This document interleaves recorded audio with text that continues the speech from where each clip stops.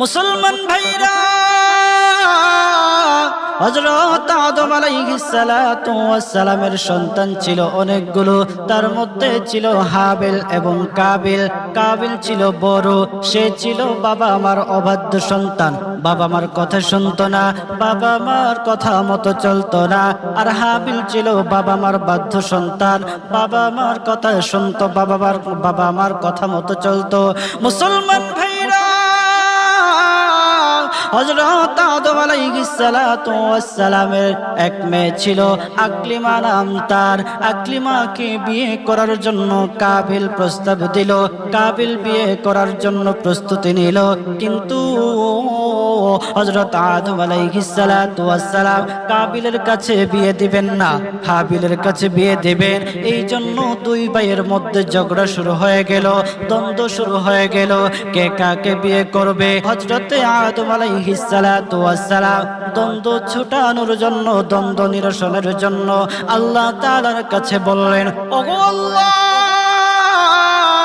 আমার দুই সন্তান দ্বন্দ্ব লেগেছে, কিভাবে দ্বন্দ্ব নিরসন করা যায়। আল্লাহ তাআলা অর্ডার করলেন, ও আদম, ও আদম, যাও দুনু ভাইকে তোমরা অর্ডার করো, দুনু ভাইকে অর্ডার করো, তারা যেন কুরবানি করে পাহাড়ের মধ্যে রেখে দিয়ে আসে। যার কুরবানি কবুল হবে তার সঙ্গে আকলিমার বিয়ে হবে।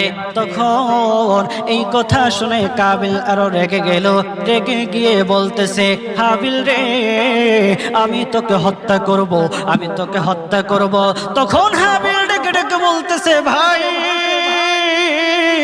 তুমি আমাকে হত্যা করতে পারবা, তুমি আমাকে যা খুশি করতে পারবা, কোনো বাধা নাই, আমি তোমাকে বাধা দেব না, আমি তোমাকে কিচ্ছু বলবো না, আমি তোমাকে কিচ্ছু বলবো না। বাইরে, আমি তোমার গায়ে হাত উঠাবো না। তখন সে আরো রেগে গিয়ে হাবিলকে হত্যা করে ফেললো।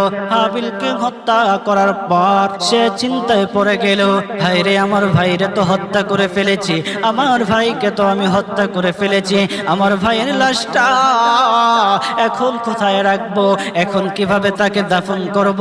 সে চিন্তায় পড়ে গেল, চিন্তায় পড়ে গেল। চিন্তা করতে করতে হঠাৎ দূরে থাকা দেখে একটা কাক আর একটা কাককে দাফন করতেছে।